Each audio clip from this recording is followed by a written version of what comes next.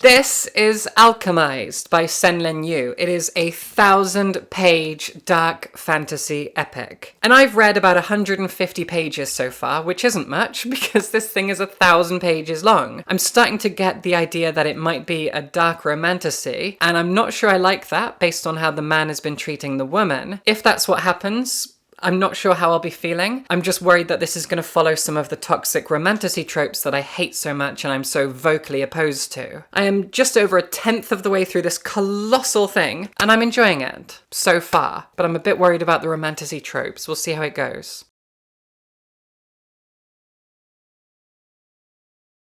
Alchemised is a sick, twisted, toxic, and malicious piece of garbage that made me feel sick to my stomach on more than one occasion. I am embarrassed about ever having picked up and read this book, and in this video I'm going to explain why you need to avoid this offensive waste of 1,000 pages at all costs. But something that's been helping me cope with the traumas of reading such a god-awful book are the joys that I found with this video's sponsor, Bellesa Boutique. These things are a miracle. This is the Whisper collection. We have the Whisper Rabbit, the Whisper Vibe, the Whisper Wand, and the Whisper Bullet. And Bellesa are doing a giveaway in which everyone wins a free toy. Before I go into the details, I need to show you just how truly silent these things really are. Okay, so my mic is on. I've got a Blue Yeti. It's a nice microphone. I'm gonna hold down the button and turn it on. You'll see a little light proving that it's on, and you won't hear a thing.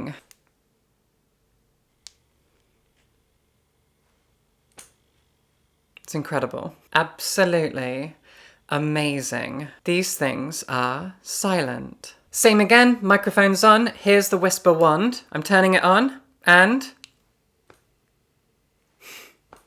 silent.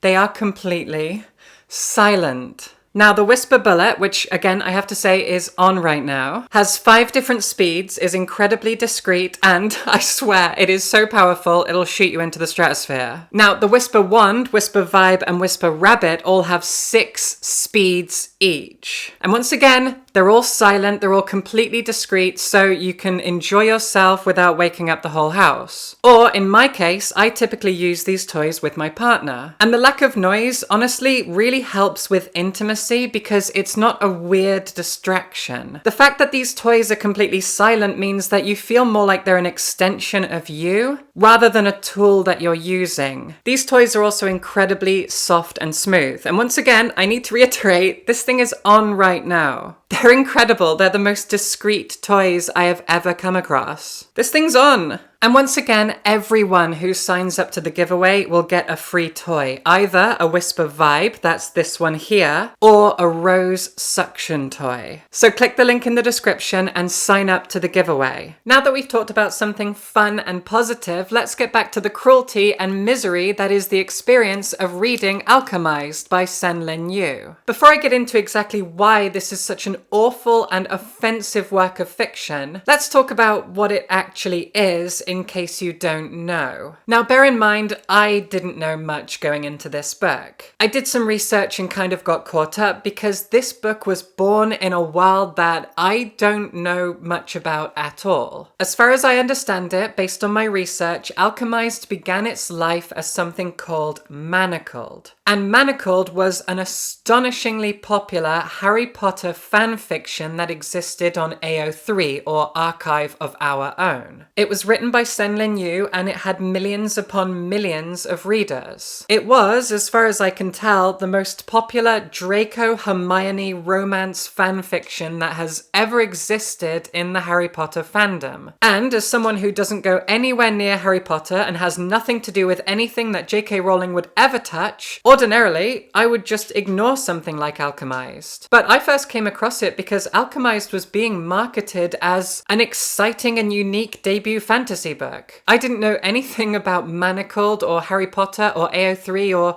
the author's background at all. It was just this thing that appeared and it was going to be a really big deal. Then I saw several different headlines from several different news sources, several weeks before the book was even published, talking about how the author had scored a 7-figure deal to have Alchemised turned into a film. And these articles mention the fact that Manacled was a Harry Potter fanfiction, and that the author is non-binary, and as a genderqueer person myself, yeah, I was thrilled about that. That's great. Turns out that's not enough to make a book good. Who'd have thunk it? Now, I can't go back and read Manacled, not that I would ever have any temptation to do so, because it was taken down prior to the release of Alchemised, and Alchemised is a complete rewrite of Manacled. Alchemised has nothing to do with Harry Potter. The world of this novel is entirely unique and original. I mean, the whole thing isn't that original, but I mean, it's not a fan fiction. Alchemised is not a fanfic. It's not derivative of anything else. It stands on its own as its own original unique work of art. It just so happens to be a really terrible, twisted, offensive, cruel, misogynistic, disgusting thing of a work of art. And I hate it with every fibre of my being. Now, I didn't expect this. When I first started reading this novel, I thought I was in for a good time. The description, the blurb, the marketing, everything just described a twisted and dark work of fantasy fiction, and I like dark fantasy fiction. I spend a lot of my time playing the Dark Souls video games. I love grim dark fantasy.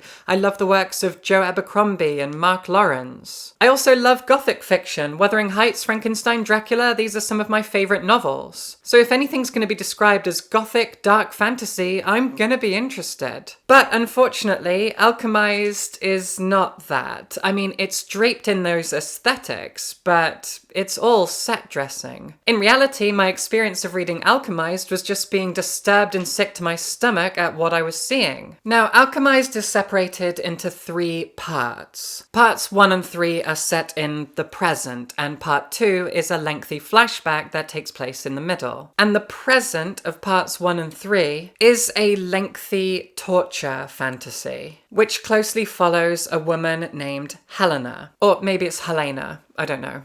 You can pronounce it either way. Now, I used to play a D&D character called Helena Hellebore. She was a pirate. I loved her. But then I decided to turn her evil and give her over to Strahd, and doesn't matter. Point is, I like a bad bitch called Helena, yeah. Unfortunately, this Helena in Alchemised is not a bad bitch. She is a plaything for a torture fantasy. Now, I'm gonna have to be really, really careful with my words here, because there are a lot of things in this book that I can't really say on this platform without getting into trouble, without getting demonetized, etc., etc. So I'm watching my words. I don't like having to do that. I think self-censorship in the name of monetization is disgusting, but we have to play the game. I exist in a capitalism. So when I say torture fantasy, I really need you to go to the deepest, darkest part of your mind and imagine what I might mean when I say torture fantasy, and also imagine if The Handmaid's Tale was somehow framed as a good thing, and then you'll have a rough idea of what I'm saying here. Alchemised is set in a world at war. It's a world that's incredibly disjointed and not very well thought through, and at first I thought that that was a good thing.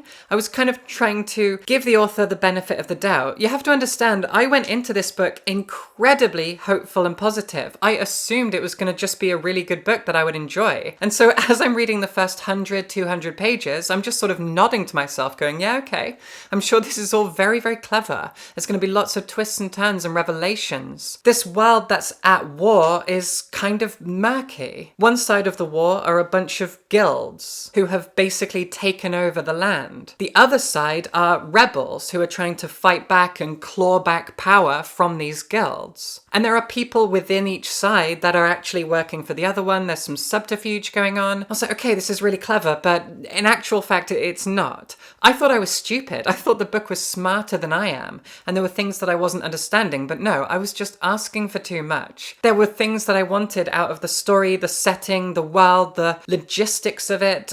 I was expecting a lot. It's not there. And when we begin, Helena has spent 14 months awake in a kind of cryogenic chamber, this torture pod where she gets an electric shock every 3 hours. And ordinarily, people who are put into these torture prison pod things, they're asleep. She was not asleep. She spent 14 months awake. And I thought, oh, okay, because she's like super powerful. She's going to be some badass. She's going to be tempered by this in some way. No, it's just torture. She's just a very meek, sad little thing who's being tortured by men because some readers find that hot. I've talked a lot about how romantasy fiction is so often patriarchal bootlicking and conservative propaganda. This book, Alchemised, takes that to a whole other level. I can't even imagine. I almost, by comparison, have respect for Rebecca Yarros and Sarah J. Maas. This is something else entirely. I can only imagine that the people who read this book, no matter what gender they are, have an absolutely intense disdain for women and feminism. Now, the reason that Helena is in this torture pod prison cell thing is because she was captured. Her rebel group that she was a part of, the Sacred Flame, they're all gone. She is, as far as she knows, the last remaining member. But she also has her memories lost, locked away, fragmented. There are things that she doesn't know, doesn't remember. She wants to get her memories back, but so do the people who've imprisoned her, obviously. And so they send her to this gothic mansion that is the seat of power of a young man who was once part of a very powerful family whose power has kind of dwindled. This man is known as Cain Ferren. He's around her age, as far as I can tell, so they're both kind of in their mid-20s, I think. And there's a lot about Cain that we don't know at first, and as the book goes on, we learn more and more about him. And he is an unfeeling, cruel, sadistic torturer. Now, before I go any further, I want to turn to Goodreads for a second, because I've got some beef with the people defending this book. I'm going to read you here a 1-star review of this novel that I fully agree with. Not only is this badly written with over-exposition, but it's a clunky torture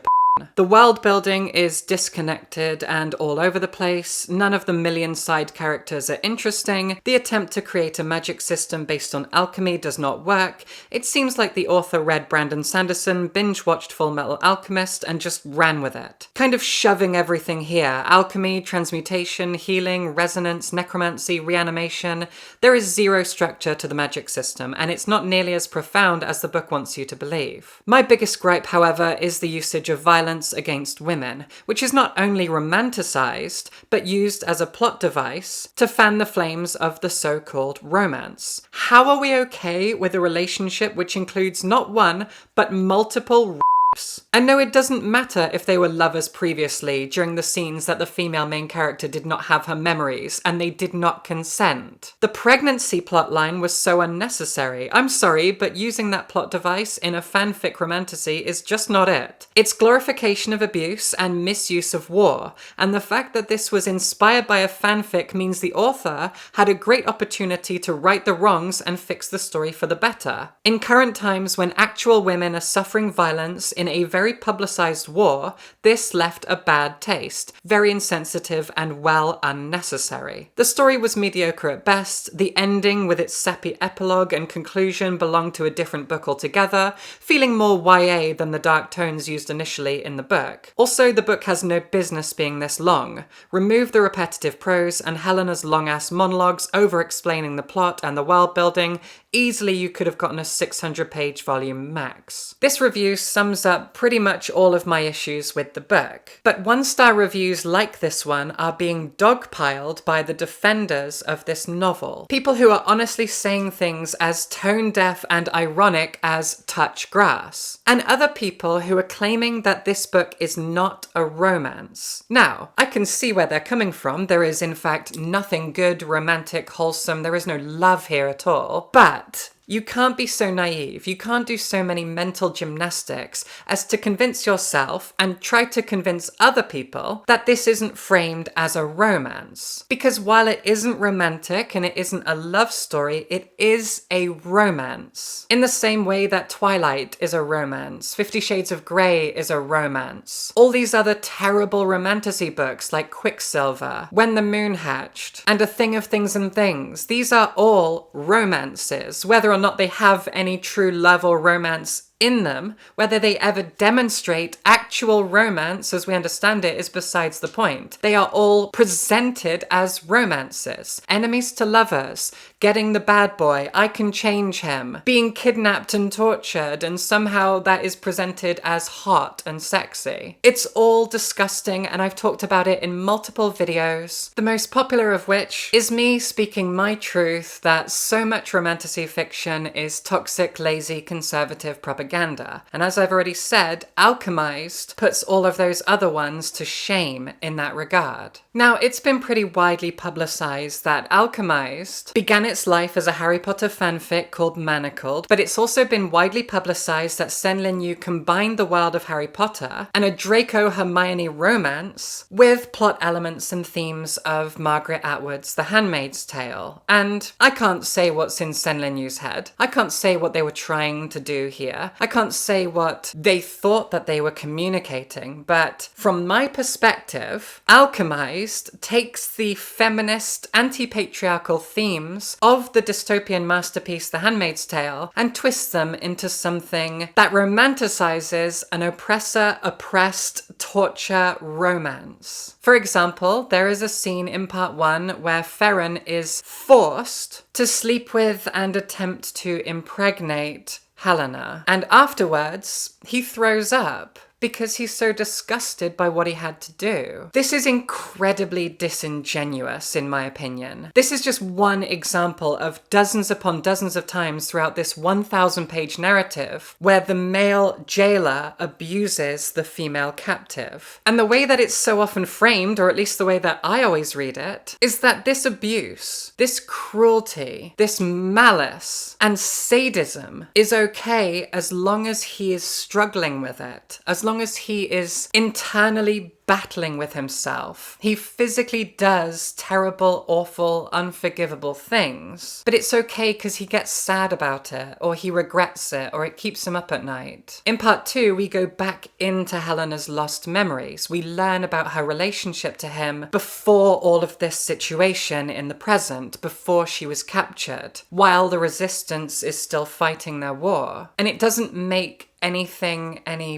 better. She is, in fact, given to him as a toy. He says that he will help the resistance under the condition that she is handed over to him as a doll for him to do with as he likes. Again, this is framed as a romance. Now, as I was reading part 1 of the book and I was starting to figure this stuff out and realize, oh, I'm in for a toxic romantasy, and honestly, I wasn't prepared for how dark it was going to go. And I still am not talking about all of the most grievous things because I can't say them out loud on YouTube. But there was a moment where Ferren did something and I went, okay, well, that's it then. Whatever he does from this moment on, it doesn't matter. I will never be convinced. He will never redeem himself. There is nothing that can be done here at all. What is that thing? What does he do? Well, again, this is like halfway through part 1, maybe. A family are brought in to his big Gothic castle. They are apparently the last members of the Sacred Flame group, but they're not really. They're, as far as I understood it, innocent bystanders that may have some vague connection. And this reminded me of something that's going on in the real world right now. This was a family of innocent people who may have some familial or historical connection to some rebels who stood up to fight against this oppressive regime of corrupted guild members. And after this family are brought in, Ferren goes up to a child. I think the child is 12 years old, roughly. 10, 11, 12, something like that. And Ferren snaps their neck with his bare hands in front of their mother, before then snapping her neck. And I thought, okay, so we're done. That's that. He then goes on to do more terrible, awful things in front of Helena and to her. And all the while, the narrative of the book is trying to convince us that he is a tortured soul, that he regrets things, he throws up, he feels bad, he has a history with Helena that we don't learn about until part 2. Okay, it doesn't change anything, does it? How are people enjoying this book? Now, here I just want to touch on what I would consider to be the elephant in the room, which is that I absolutely adore Wuthering Heights. It's one of my favorite novels. And this isn't something that anyone has ever brought up in my comment section to my knowledge.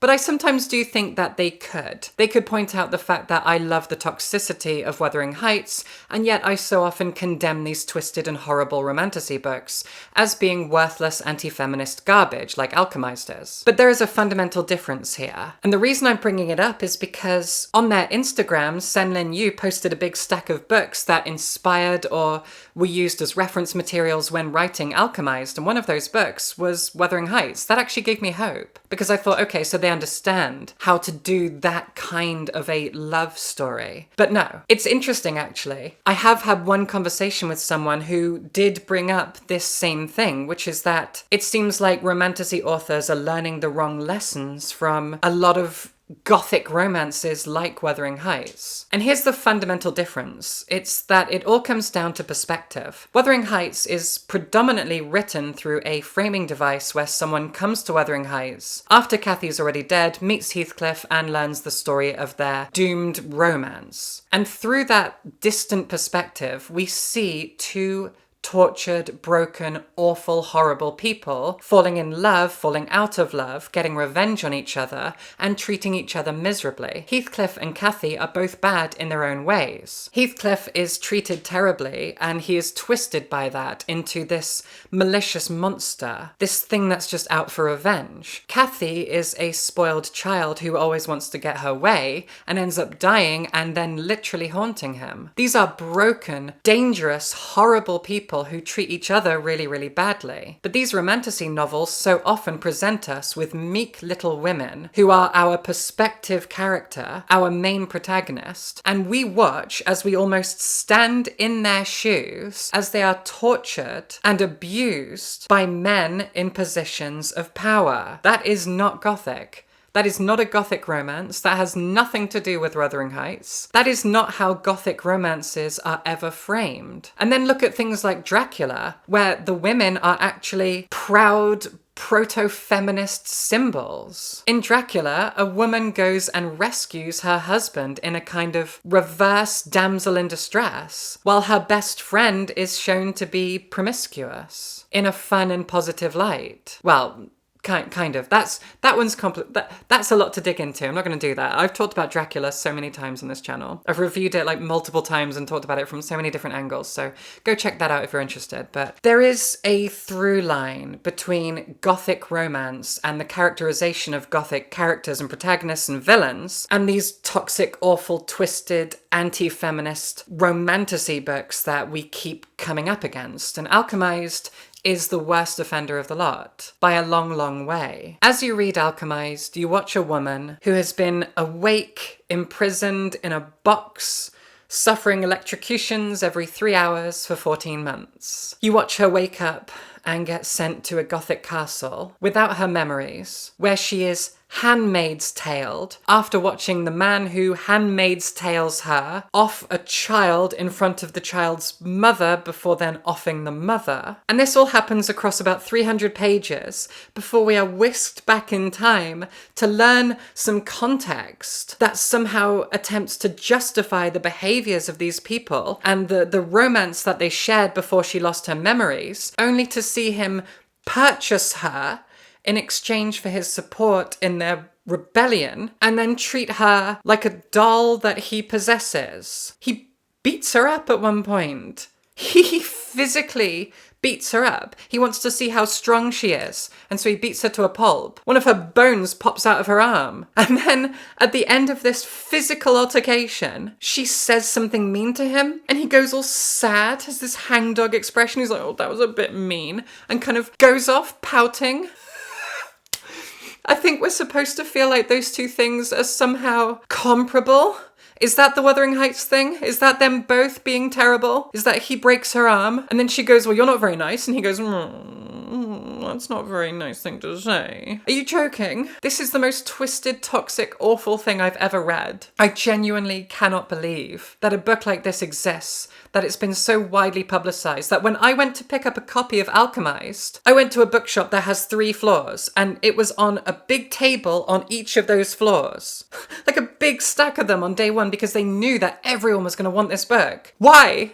Why does everyone want this book? Why do people enjoy it? Why did people like Manacled? How did this author get a 7-figure deal for a film? None of this should exist. This book and its popularity and the people who defend it give me so little faith in the future of feminism. This is patriarchal bootlicking. This is romanticizing abusive men in positions of power. Let me tell you a very brief story. Many years ago, I was a teacher, a high school English teacher, and one day, a 16-year-old girl walked into my classroom and was talking to a friend about Chris Brown and how hot he is and how talented he is. And I said, you know, Chris Brown assaulted Rihanna. They were dating, it was domestic abuse, and he beat her to a pulp. You know that, right? And do you know what this 16-year-old girl said to me? I've never forgotten this. This was like 12 years ago. She said to me, oh, I'd let him beat me up. I think about that all the time. And I thought about that a lot while I was reading Alchemised. By the way,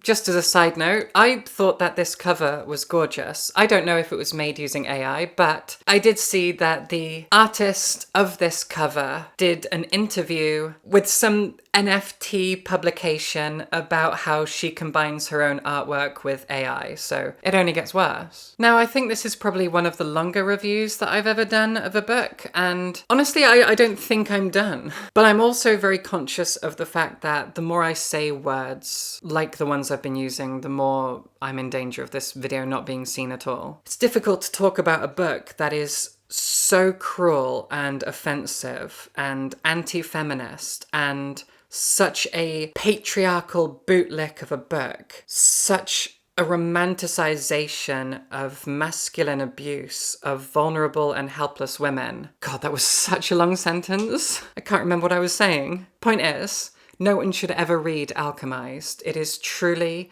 egregiously cruel. Please, please avoid this book at all costs. It is a fantasy of masculine abuse of women. It glorifies and romanticizes the power imbalance of men and women, all while demonstrating in deep and upsetting detail the R-wording of a woman in a Handmaid's Tale scenario, but framed very differently to how Atwood went about it.